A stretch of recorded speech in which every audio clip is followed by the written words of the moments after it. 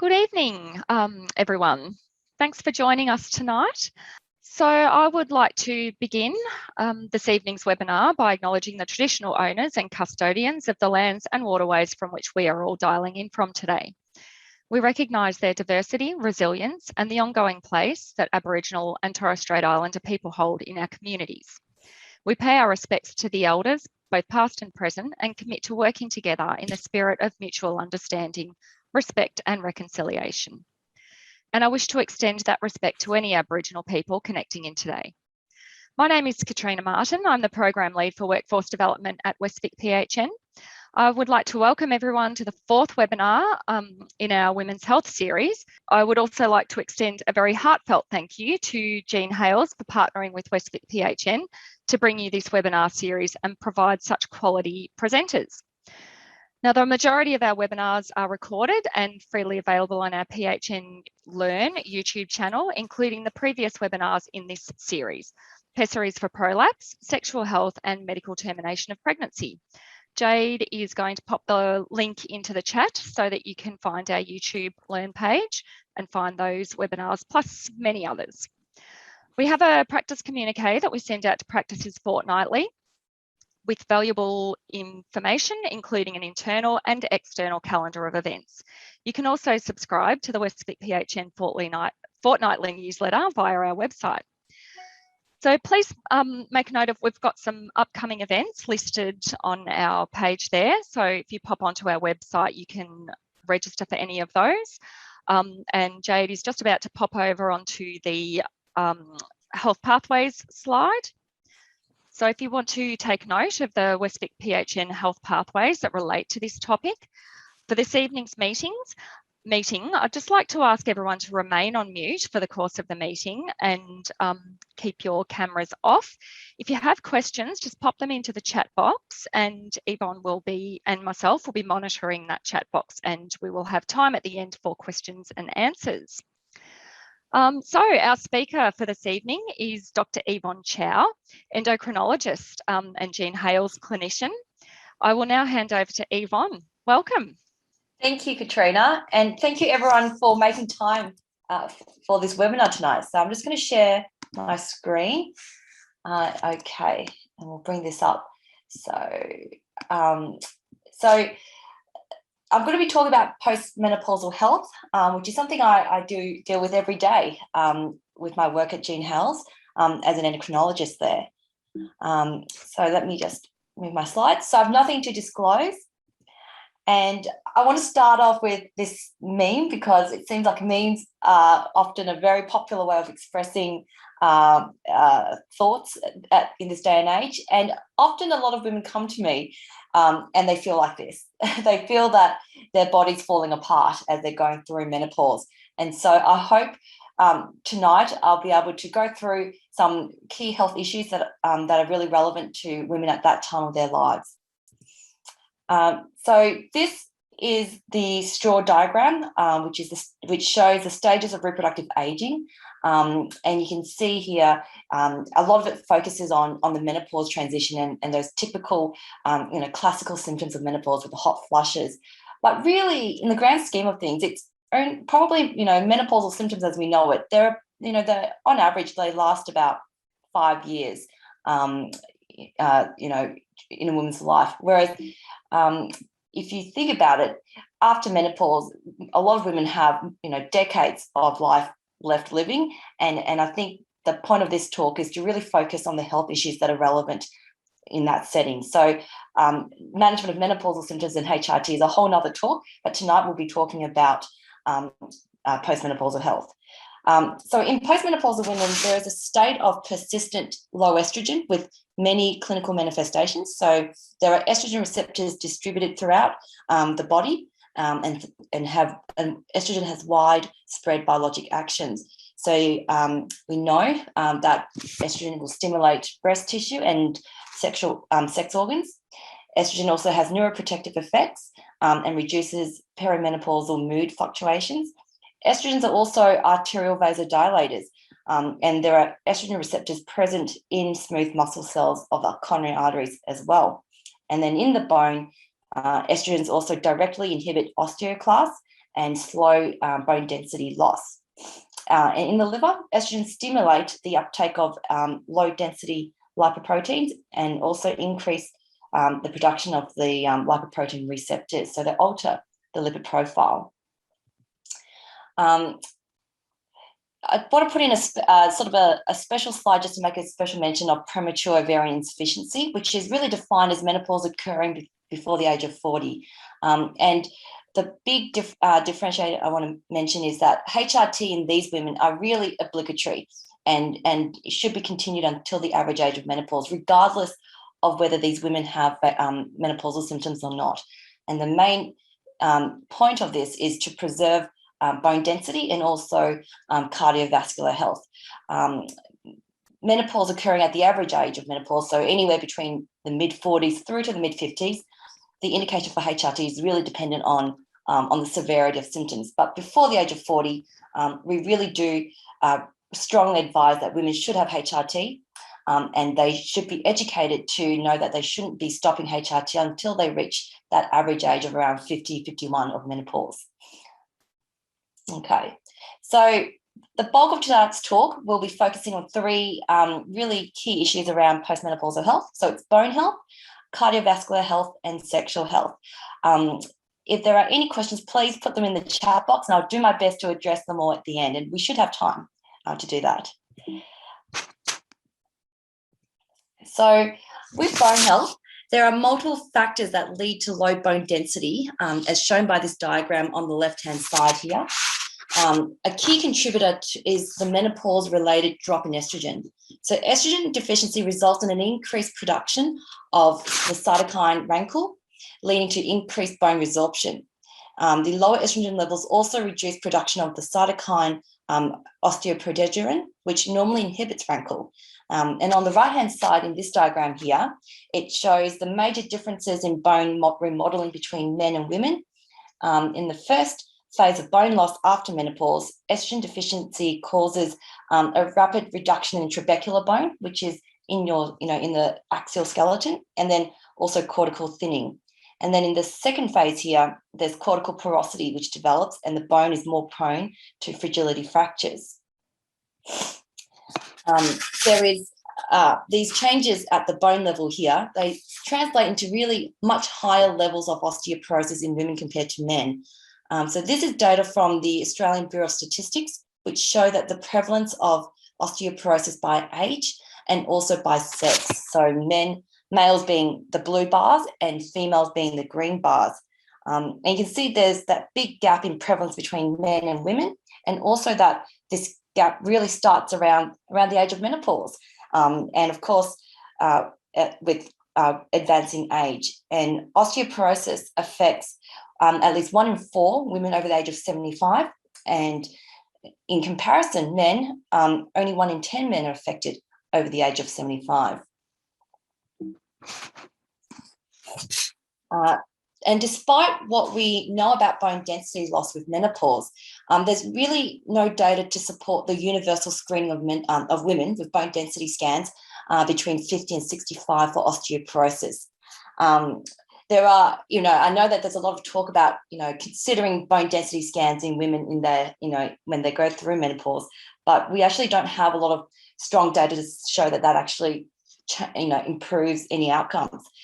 There are several clinical tools that have been studied in this setting to try to identify those women who are most at risk of osteoporosis. And so there was an Australian study by Susan Davis that was published in 2015, which looked at a range of variables, including, smoking, family history. And surprisingly, they found that there were only 3 key risk factors that made much of a difference. And that's being postmenopausal, having a low BMI, and not using HRT. And it was actually surprising that other traditional risk factors that we often ask for when we in an appointment, like family history, didn't actually help differentiate the high risk group of women. So what I usually do in my clinical practice now is I keep those 3 key features in mind, and that would prompt me to consider whether to discuss at least whether to perform a baseline bone density scan. But otherwise, you can see here on the left-hand side, the MBS rebates for DEXA, which is, age of 70 or over, being on steroids, chronic liver disease, you would obviously offer a bone density scan in that setting. But I think that based on that study from Sue Davis, I would perhaps have a talk to women about performing a baseline bone density scan if they had those 3 risk factors, and at least let them know that it would not they would not get a Medicare rebate. It would have to be a private DEXA scan, but at least say, but these features suggest, you may be at high risk. But otherwise, I don't routinely perform a bone density scan in all, menopausal women in their 50s. In terms of the treatment for osteoporosis, it's really important, at the time of menopause, given we know that they start losing a lot of bone at that age, to optimize what I call lifestyle measures for for bone density. So adequate dietary intake, and most people these days don't actually have enough calcium in their diet. So I often talk about how to optimize calcium intake. Vitamin D supplementation, really important, especially with the lockdowns we've had. Everyone in Victoria probably should be on some form of vitamin D supplement, and also resistance training to put some weight through that skeleton. Whether a woman has osteopenia, osteoporosis, or normal bone density, once women go through menopause, I think these are really important strategies to have in place. And then obviously, if they're osteoporotic or they've got high fracture risk, I would consider anti-resorptive therapy. And I would imagine them as for anyone with osteoporosis. I should note that menopause HRT is anti-resorptive and has been shown to improve bone density and reduce fracture risk. And of course, there's the bisphosphonates, there's denosumab, and we now have 2 anabolic agents in Australia. How do I sort of quantify someone's fracture risk? I personally use the FRAX calculator, but you can also use the Garvin, both validated fracture risk calculators. Particularly in the western suburbs of Victoria, with such a diverse population, I find the FRAX probably more useful, because the FRAX has different calculators depending on ethnicity. And I find, a Vietnamese woman would be very different to a Caucasian woman. So with FRAX, they do have that ethnicity factored in, whereas the Garvin doesn't differentiate. So you may find that the FRAX may be a better tool for your clinical practice for that. Now, the next health issue I want to talk about is cardiovascular health. So there are a range of changes in midlife due to menopause and also aging that result in increased cardiovascular risk. Estrogen deficiency has direct effects on the vasculature through activation of the renin-angiotensin system, increased endothelium, and also reduced nitric oxide synthase, and it leads to reduced vasodilatation overall. This results in increased blood pressure. There's also an increase in oxidating stress from higher angiotensin 2 and endothelin levels, and this contributes to atherosclerosis. With menopause, there's also indirect effects of estrogen deficiency on cardiovascular health. There's an increase in total overall body fat, and there's redistribution of fat from the periphery to the trunk, and resulting in the bad kind of fat, which is the visceral adiposity. There's also increased insulin resistance with lower HDL and higher LDL and triglyceride levels. And there's adipokine secretion, which is also altered, and it leads to more inflammation chronically. And these factors all coalesce together and contribute to increased atherosclerosis. This is a diagram taken from a study that probably everyone here knows, a Framingham Heart study, and it shows that clear sort of gap between, coronary artery disease between men and women. So in the white bars, you have women, and in the black bars, you have men. And you can see here, before the age of menopause, men definitely, have more coronary artery disease compared to women. But after menopause, women seem to seemingly catch up. And it looks like there's about a 10-year lag, but women certainly catch up after menopause in terms of coronary artery disease. Another way to look at the the effects of estrogen on the cardiovascular system is through the timing hypothesis, which has emerged through many studies of HRT. So menopause HRT has had a really mixed history. In the 1980s, observational studies suggested that HRT could actually reduce cardiovascular disease. And it was on this premise that large-scale RCTs, like the Women's Health Initiative, was conducted to see if it could prevent chronic diseases such as cardiovascular disease. But at least with the Women's Health Initiative, we know that they didn't actually demonstrate any cardiovascular benefit with HRT, and actually showed possibly there was probably harm. So we know that in the WHI, the estrogen-only arm was terminated early due to the increased risk of stroke. And obviously we all know that the combined arm, so both estrogen and progestin combined, was terminated early because of the increased rates of breast cancer. But since the WHI, we've got more contemporary studies, such as the KEEPS and the ELITE trials, which show that it's perhaps the timing of HRT that matters. So if HRT was initiated within 10 years of menopause, and if the woman is under 60 years of age, there are actually beneficial effects of estrogen on the vasculature, which we often see in premenopausal women, and certainly what we see in the premature ovarian insufficiency group. But if HRT was started in older women, or in women who was more than 10 years after menopause, estrogen can actually be harmful, and it contributes to that plaque rupture.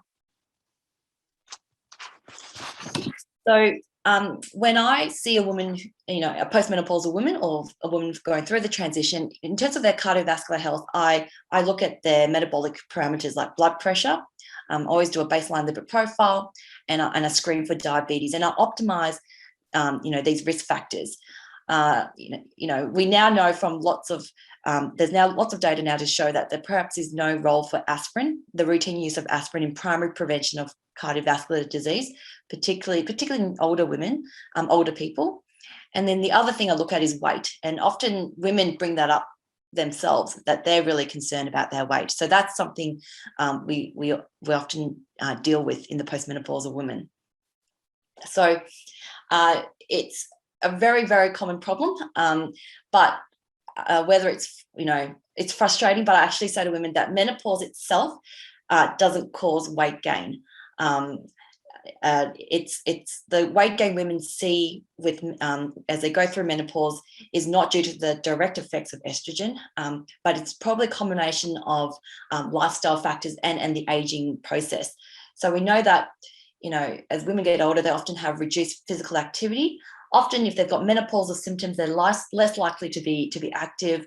If they've haven't slept well because they've been waking up overnight from hot flushes, or just not sleeping well, or have mood issues, they're more likely to reach for food that's going to make them feel better. And often these foods are not good for your waistline. And then with the redistribution of fat and aging, there's a lower basal metabolic rate, which means that women, you need to be eating less. You need less food to maintain your weight, but most of us probably eat more rather than eat less as we get older. So it's a combination of all these factors that result in this gradual creep in weight that's particularly noticeable with menopause. And on average, women gain about 0.5 kilo per year between that fifth decade, which is 5 kilos over 10 years. And especially if your weight starts to accumulate in the middle, it can be quite noticeable and can be quite distressing for many women.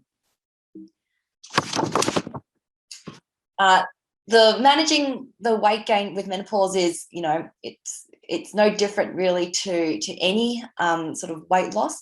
I always talk about lifestyle measures, and I have to say, by the time people see me, though, they generally have fairly good lifestyle measures. They may have already seen a dietitian, and they've already tried a number of adjustments and not getting anywhere. So usually by the time they see me, we talk about using medication to assist with weight loss. And I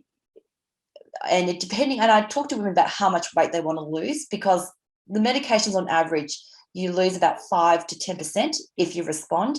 And for some women, that may not be enough for them. They may want more than that. And certainly some women, if they've got class 3 obesity, and, I often talk about a referral to a bariatric surgeon as well, and so that they can at least get a bit of counselling and know about their options. But certainly bariatric surgery is maybe a better option in some people who already have diabetes or hypertension, and they want to lose more than 10%.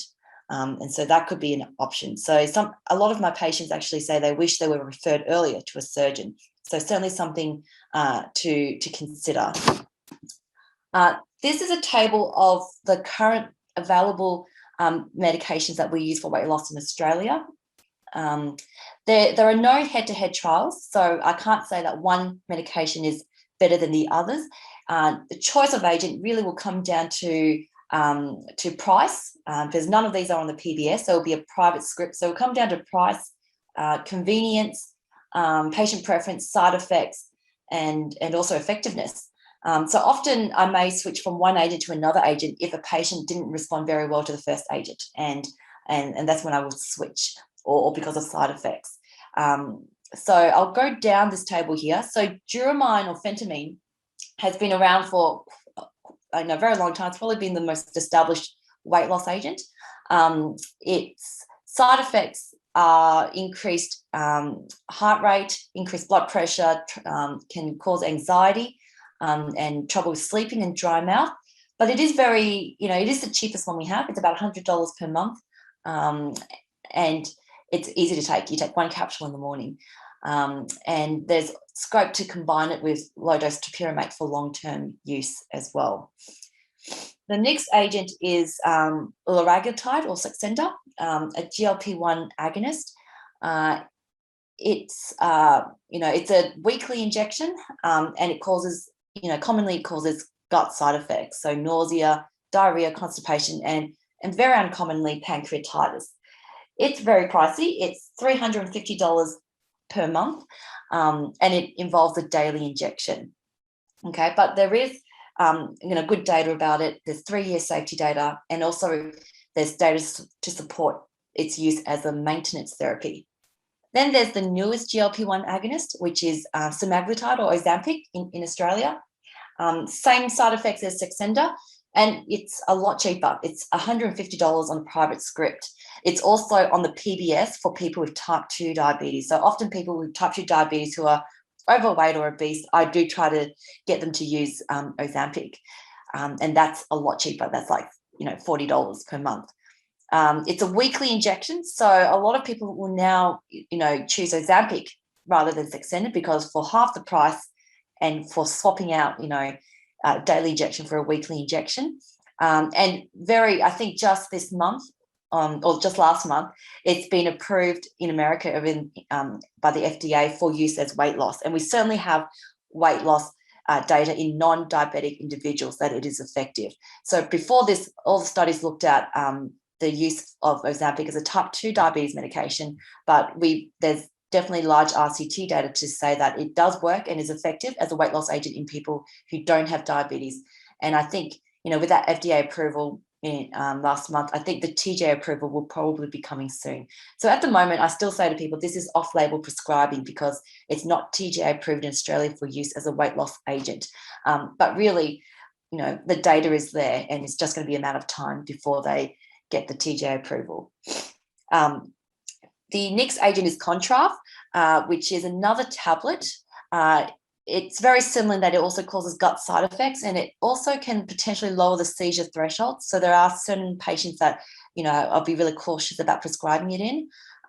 It's about $200 per month, and it's about 4 tablets a day at the full dose. And then the last agent, I don't remember ever prescribing it anymore. In fact, you don't need a prescription for this. A pharmacist can issue it, but it's orlistat, and it interferes with the absorption of fat. So the main side effects is flatulence, steatorrhea, and also possibly some fat-soluble vitamin deficiencies. It's $90 a month, and you take 1 capsule with each meal. It's not very popular because of the side effects. It's, now that we're getting better and better weight loss agents with probably more, favorable side effect profiles, orlistat really, I think, is not being used much at all. So when I talk to patients about, using medications to assist with weight loss, I not only do I set the expectations about, this is not necessarily going to make you a size 8. It, on average, in people who respond, it causes it helps you achieve 5 to 10% weight loss, but also talk about the long-term use of it. In the past, we often think about using weight loss medications for a couple of months to kickstart weight loss, and we stop it because we have a lack of long-term data. But invariably, I find if we stop the medication, these people, they regain the weight, and it's very upsetting. So there's now increasing data to suggest that medications can be used long-term to maintain the weight loss. And now I think, especially with the GLP-1 agonists, we're going to have lots of people around the world on it long-term for type 2 diabetes. I think that long-term data will certainly be there, and there'll be more added to it with time. But here, I just want to show you this diagram here that shows in patients who received Saxenda, after they, when they did a post-trial follow-up of their weight, and it shows here that when the participants finished the trial and they stopped the Saxenda, the liraglutide, their weight went up. And I think it really just shows, that often you have to continue these medications long-term. And I use the analogy of blood pressure medications. We put a lot of people on blood pressure medications, and we don't stop their blood pressure tablets when their blood pressure normalizes. We keep it going. And I think it's going to have to be the same thinking with weight loss medications. We don't stop their weight loss medication when they have achieved their target weight or they're no longer dropping their weight, because if we stop it, it will invariably go back up. I think we have to continue it to maintain their, the weight at that level. And, just because a patient's weight plateaus, and they will plateau, so most of that weight loss comes at the beginning of, when you start the medication, and it slows down and it does plateau. But it doesn't mean that the medication isn't working, because if we stop the medication, it goes back up. So I often say, there's no such thing as a weight loss medication that continues to cause ongoing weight loss, because otherwise, you become thin air, 0 kilos. So that's not, so that doesn't exist. But once it's helped you achieve that 10% weight loss, it's done its job. It doesn't mean it's not working. And continue that medication helps maintain your weight loss at that 10%. And then the final health issue I want to talk about tonight is sexual health. So it's really important to ask about sexual health in women, because they very rarely bring it up themselves. And if they do, it must be really bad. But with menopause, a lot of women have, reduced desire to have sex. They have reduced pleasure and reduced satisfaction, and often there may be this may not be aligned with their partners and can cause distress and friction in the relationship. So it's really important to ask about it when you're looking after, menopausal women. Libido it's a difficult concept, because it's often I often think of it as another vital sign, because if a woman is not physically and not mentally well, and then their relationship with their partner is not good, then any of those can affect the libido. So you have to have everything else sort of balanced and right in their life for libido to be good. And there's a variety of reasons. So physically, menopausal symptoms, particularly the genital urinary symptoms of menopause, weight gain, women may feel body conscious, and also other comorbidities as well. And then there's the psychosocial aspect, so stress. So often women, they have families and they're juggling careers, depression, anxiety, particularly, perimenopausal mood changes. Antidepressant use, we know, affects libido, and also, any issues with previous trauma or abuse. And then the relationship itself, there may be conflict in their relationship, a lack of quality couple time, and also, women's partners themselves are also aging as well, and they may also have their own sexual dysfunction. And all of these can affect the libido. There's, a lot of talk about the role of androgens, and they do play a really important role in sexual physiology and modulation of sexual behavior in women. So about 50% of, androgens are produced from peripheral conversion, so not just directly produced by the ovaries.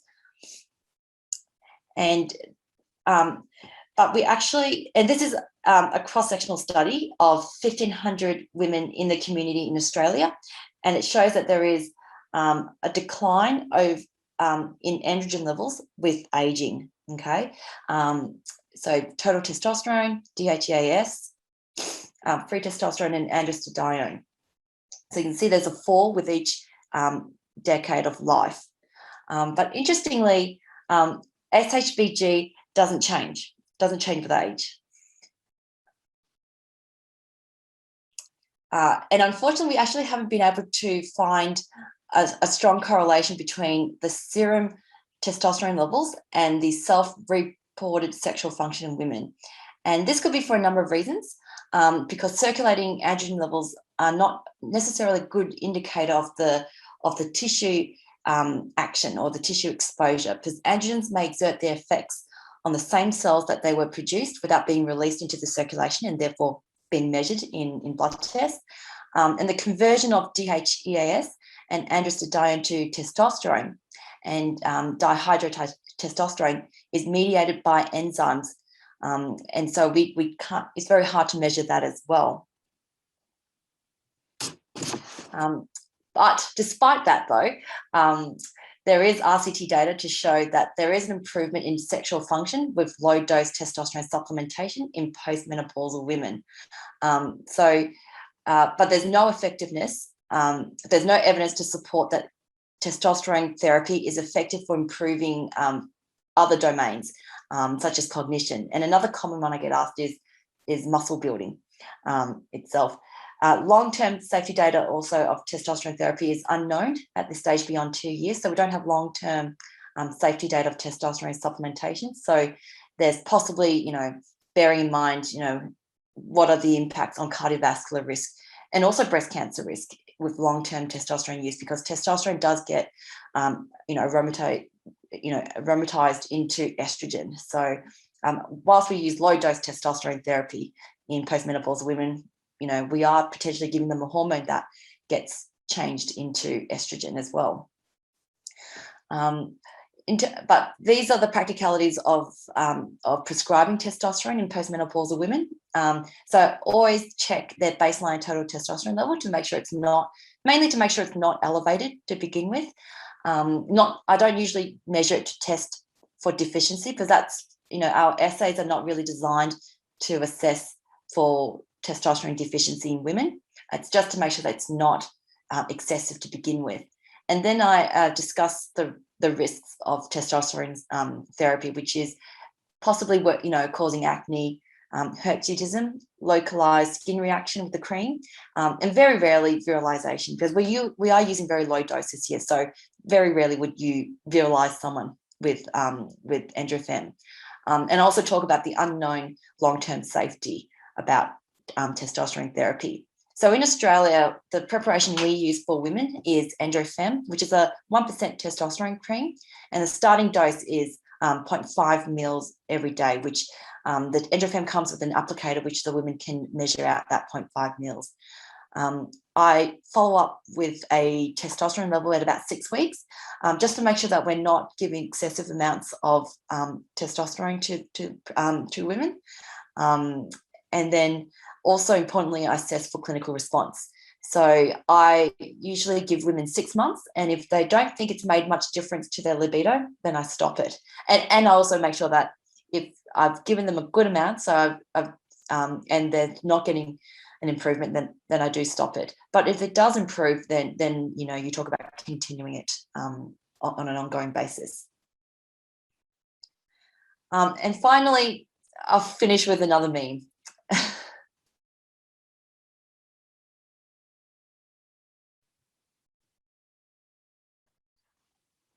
So thank you very much for listening to my talk tonight. Please, if you have time, come over to our Gene Health website, and we have a number of tools on our website which you may find useful for looking after women, in addition to the resources you have with your primary healthcare network. Thank you. Thank you so much, Yvonne. Terrific presentation. We don't have any questions coming through in the chat as yet, but can I just encourage people to pop their questions into the chat now if you have any, or you can unmute yourself and ask Yvonne live if you would prefer to do that. So we'll just wait for a moment and see if anyone's brave. And we've finished with plenty of time as well. We have. We've got lots of time for questions. Kathy, nice to see you. Hello, Katrina. Yes. I was just wondering, I have a patient who's about 60, early 60s anyway. She's been on hormone replacement therapy for probably 10 or 11 years. She was stopped. Meanwhile, she's got osteopenia, and her blood pressure has gone up and she's feeling terrible. Her mother had a similar thing where she also had debilitating hot flashes and not able to sleep at night and moods all over the place. And her mother actually stayed on HRT till she was in her 70s or 80s. So she said to me, what can I do? I've been to see all these people and they've stopped all my tablets and I'm desperate. And I don't want to have, she'd been to see a doctor who'd given her Avista and some vaginal, Estrel vaginal cream.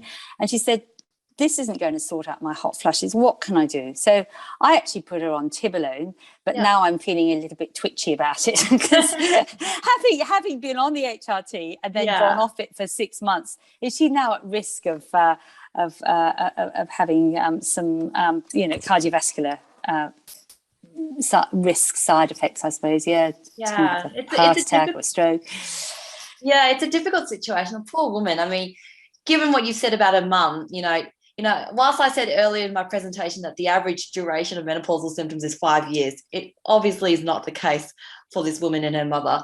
I mean, I think the first question is her menopausal symptom management. And I think, the indication for HRT is management of bothersome symptoms.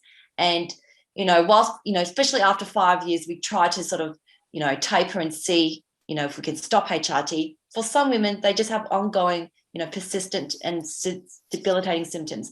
And I often continue the HRT. I don't stop just because, yes, there's an increased risk of breast cancer after 5 years of use.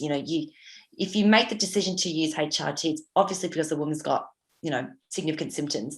And whilst you've done the right thing, which is to, check, because you don't want to just continue indefinitely. But if you check and the woman's had 6 months off HRT and she's feeling awful, probably going to have to put it back on it, or at least a lower dose if possible. Use the lowest dose necessary, because it's got to be quality of life versus the risks. So I think it sounds like she probably would have to go back on HRT, possibly a lower dose. I would try to use transdermal estrogen if possible. I suggested that. She wasn't at all keen. I don't know why. And so, I ended up using Tibolone. Do you think that's a reasonable choice? Not unreasonable. I mean, Tibolone is if she's getting good, if she's getting good control on Tibolone, sure. I mean, I think the good advantage of Tibolone is, possibly maybe reduce breast, not as big a breast cancer risk with Tibolone, but Tibolone does in older women, we know does probably, there's that increased risk of stroke, although not bad. So, Tibolone versus, like a Estalus, which is cheaper, probably, I don't think that there's that much difference between the two. I think, have you tried, you can potentially look at using non-hormonal medications, at least so that at least you've tried that path before putting it back on HRT, which I often do. So sometimes if women come back to me and they're in their 60s, they've finished their first course of HRT and they're still getting really awful symptoms, I sometimes talk to them about, trying an SSRI or I talked to her about venlafaxine, but she wasn't interested. At least I think it would be good to at least offer it to them and at least trial it, and often it won't work. It won't be enough. Often in these women because they've got such awful symptoms. But at least you've tried it or you've offered it to them, and so you can at least put them back on HRT, knowing that you've tried all your other options. But look, I think if she needs HRT because she's got awful symptoms, and it sounds like she does, she needs it.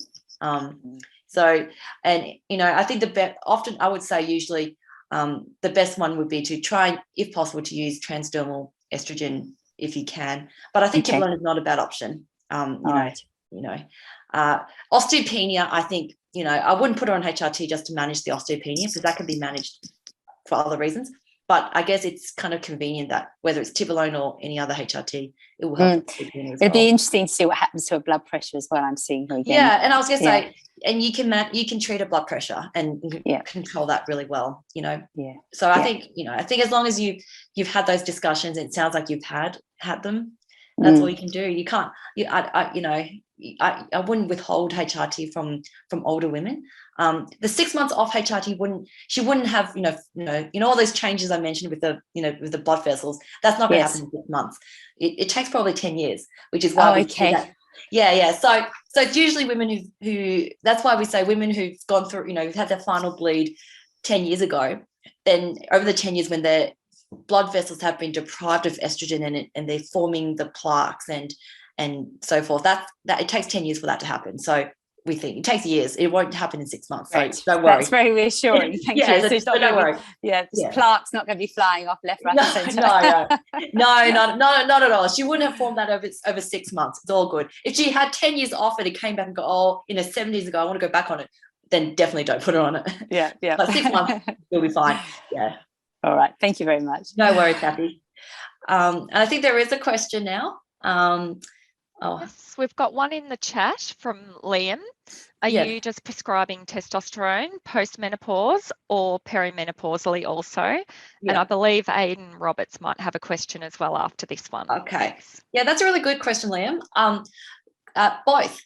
Okay. So there is. So I think I think testosterone supplementation in postmenopausal women were probably a little bit more established, but there's now evidence to show that testosterone supplementation perimenopausally or even premenopausally can be helpful. So it doesn't have to be post-menopause, but I still generally, I rarely find that it's just low testosterone that causes low libido. I usually find that it's a range of other issues. They do often have, poor sleep, or they've got mood changes that affects their menopause. So it's usually not testosterone alone, but you're right. I do prescribe testosterone postmenopausally and also perimenopausally. In terms of evidence, I don't think, only potentially in women who may have particularly surgical menopause is a, one where they may potentially benefit from as well. And I think Aidan is online as well. Actually, Aidan doesn't have a question. I saw him put his camera on. Usually that means someone's got a question. If anyone else has a question, please feel free to jump in. Yeah, I should also mention, look, I'm happy to, just as Kathy asked, I'm happy to answer any questions about menopause, about HRT. It doesn't necessarily have to be about, postmenopausal health, what we talked about tonight. I can have a crack at any of the questions you have. Wonderful, thank you. Just give everyone a moment in case we have people typing. No, I don't see any others coming through.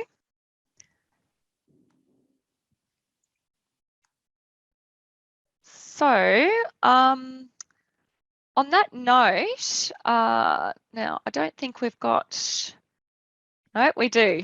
I have another question here.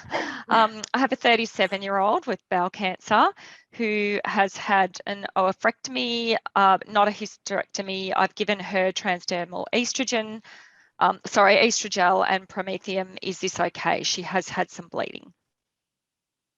Yeah, that's okay. So you're right in giving her prometrium because she hasn't had a hysterectomy, and estrogel's a really great product. A lot of my patients enjoy using estrogel. Bleeding. I usually say it's not uncommon to have breakthrough bleeding or funny bleeding in the first 3 months that you start HRT, but it does usually settle into whether it depends on whether you're giving the prometrium, you're cycling the prometrium, or whether you're giving it continuously.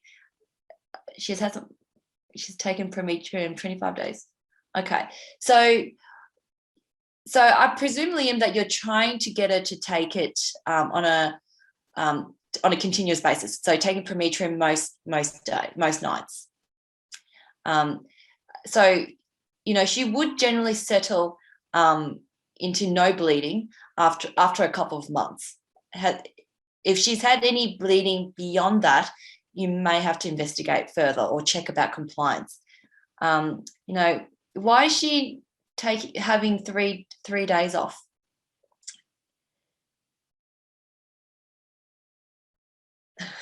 We'll just give Liam a moment to answer that. You can take yourself off mute if you're if you'd like to, Liam. Otherwise, feel free to answer into the chat. And if anyone else has any questions, you can pop those in as well. Hi, sorry, this is actually Ethna. I don't know why it was my husband's name up there. Apologies. He was getting all the credit. Yes. And it was at some other menopausal conversation that somebody mentioned that you got to give them a few nights off. Exactly. Yes. To do it continuously. Stop upregulation of receptors. Yes. Yeah. Yes. I mean, that's what the product information thing says, and what Besson says. Yes, theoretically, yes. I do wonder whether 3 days is enough to induce a bit of a withdrawal bleed. It's so I usually say, so there's 30 capsules, right? 30 capsules in a packet. So I usually say to women, take 1 packet per month. So if there's a month like October that's got 31 days, then you've got 1 night free. Okay. Like that's so, and then it sort of keeps everything neat. Yep. It was very soon after her surgery that she had bleeding, which I told her that hopefully will all settle. It's just a shame to go through all of this surgery, a stoma, no ovaries, and then still be having some bleeding. Oh yeah, absolutely. So I usually say it takes a couple of months to sort of to have that bleeding stop. But yeah, it sounds like and so if you find that it's still an issue, see if she can just take more, maybe only skip one night per month. Okay, sounds great. Yeah. I think a few nights off like that may be enough in some women to induce a bit of a the endometrium will break down a bit. And so try that. Thanks so much. That's all right. Yeah, don't tell Bess since I said that. Okay. I don't see any other questions coming through, so we might give people a little bit of time back in their evening. Yes. Thank you very much to our presenter this evening, Dr. Yvonne Chow. We're very fortunate to have such expertise available. And once again, a huge thank you to Jean Hales for partnering with Westvic PHN to run these women's health events. So thanks again. Thanks also, to all of our attendees. Please take the time to complete the evaluation that Jade has just popped into the chat for you. It'll only take you a couple of moments.